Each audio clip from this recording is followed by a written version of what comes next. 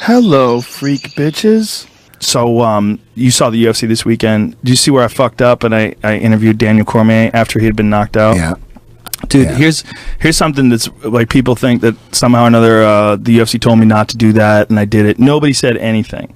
It was just 100% my fuck up. And it was also my idea in the first place to stop interviewing fighters after they've been knocked out. It was 100% my idea. How often did it happen before? In championship fights, it happened often, right?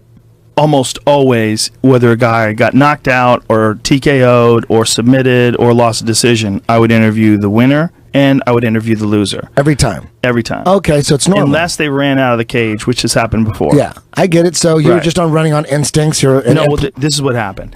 I was there for Gonzaga versus Krokop. Remember Gonzaga head kicked Krokop and just fucking into oblivion. Yeah. And it was bad. And I interviewed Krokop afterwards. And I'm telling you, that dude had no idea what I was talking about. Yeah. And I remember saying to the production team at the time, I was like, man, I don't think we should interview guys after they get knocked out like that. Like that was my saying, like that. Yeah.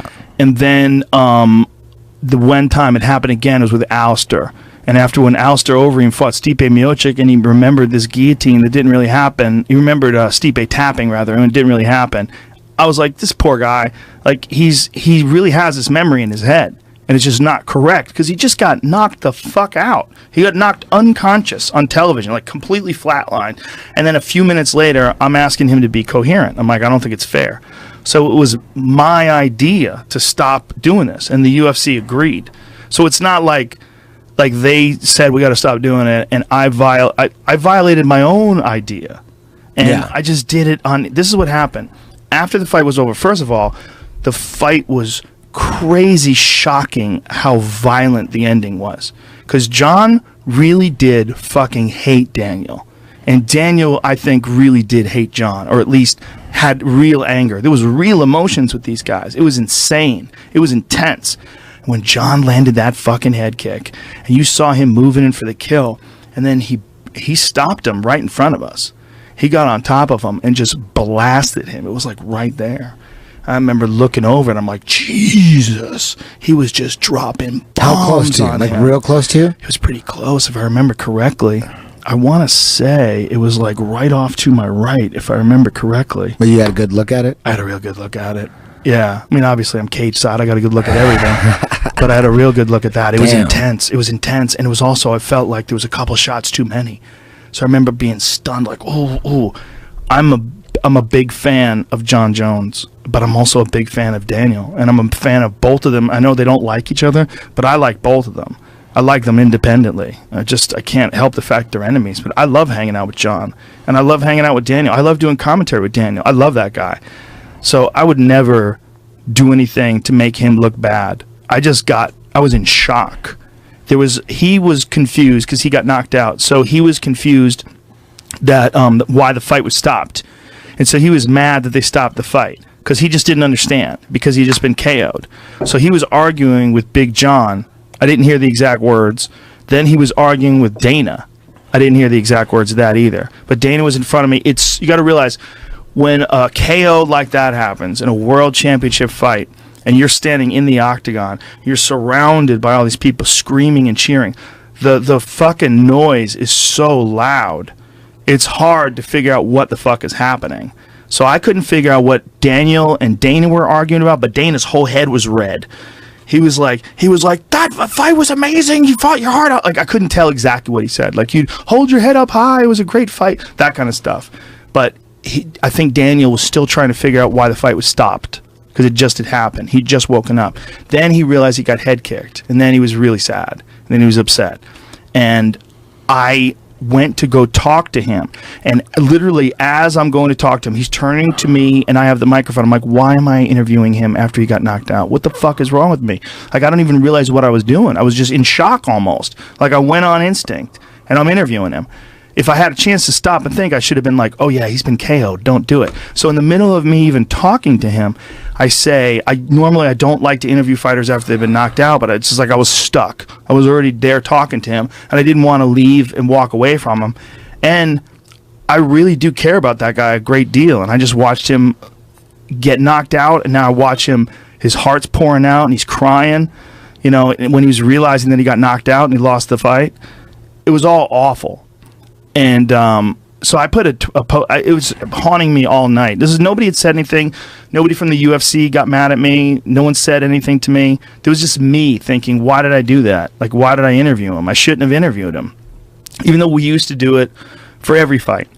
It was the right move to stop doing it, and ironically, it was my idea. It was my move. I don't even know if other guys. I don't know if Brian Stan still interviews guys after they've been knocked out. I don't think he does though, because Brian actually said thank you to me for that, because he got interviewed after he got knocked out by Vanderlei, and he remembers thinking, I don't remember what happened. He didn't know what the fuck happened, and they were interviewing him. And he's trying to keep it together for the interview. And he was like, you're right. It's not fair. It's not fair to interview a fighter after they've been knocked out. I just fucked up, man. There's no other way to say it. I just, if I could go back, I definitely would have taken it back. I definitely wouldn't have interviewed him. Because I feel like he didn't, and he sent me a text message saying it's all good. I didn't say anything crazy, so it's no big deal. But, you know, he could have.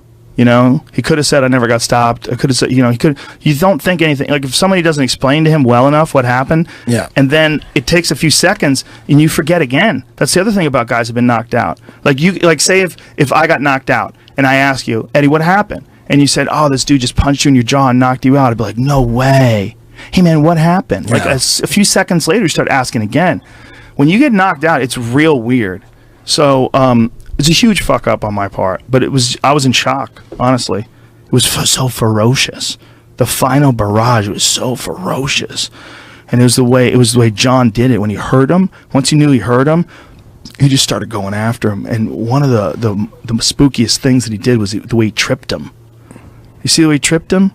Like, Daniel's like sort of stumbling back, and John just sort of scoops his leg out from under him and trips him. And Daniel falls back, and John just moves in on him. And you could tell Daniel just couldn't get his feet back under him, and John just jumped on him and just murked him. Cormier did great on his feet for a while there. He did great. But I was really impressed with John Jones striking. Dude. He throws so much unorthodox shit. Oh, yeah. Those stomps on the knees, dude, that's high-level shit. And the volume. Yeah. He's throwing a lot of strikes. That's his shit. He was in tremendous shape, and then too. He's throwing those elbows from, from left field, right down the pipe. Yeah. He's throwing a lot of elbows, man. Dude, he's throwing all kinds of shit. He throws everything. Front kicks, throws a lot of front kicks. Yeah, right to those front snap kicks. He throws those oblique kicks to the thigh and hyperextends your knee. I love that. You can't get close to him. I love that. I hope he keeps going, because he's evolving so much as a striker. I hope he gets more together. I hope he gets it together 100%. You never see him arrested again. No more bullshit. No one cares about that. I do. I don't want him to get in jail. If he gets arrested again, it's like he tore his ACL. What's the difference? He'll be back. He's going to be back. I think, it doesn't matter. Let him party. He's the king of the world. He's probably the best fighter of all time. Let him do some coke. Let him party. Dana should be getting him some hoes. You know what I mean? Fuck it. He gets fucked up. Hey, that's actually better press. So what he needs is like a security team. He should fake DUIs and drunken stupors, just like they do in TMZ. He just needs a constant security detail to keep everything away from him. Let him do whatever he wants. He's the king of the fucking world. You don't want him getting locked up. We lost a whole year of him, and then we lost a year before that. We don't want him to get Tysoned. That's for sure. Dude, he can get locked up for 5 years. Yeah. That shit happens to people. Yeah. What you want him to do is have fun, but don't do anything illegal. Don't let him drive. Take his keys. Yes. Take his keys. Yes. Don't let him do anything illegal. Just have a security team. Have a rubber party room. Like one of those, just lock those it. Just bouncy warehouses. Go off and just say, dude, you go off for 5 hours, whatever you want, boom. But you can't leave this room. You ever been to one of them bouncy warehouses where you can go from one trampoline to the next trampoline? They have like a whole warehouse. Are you kidding? Those are amazing. We go all the time. Yes. Me and my son go all the time. Those are the best, man. Yeah. Those are the best. So anyway, even though I already talked to Daniel, I felt like I put it on Twitter. I apologized on Instagram, and I was like, I got to apologize on the podcast too. Yeah. I fucked up.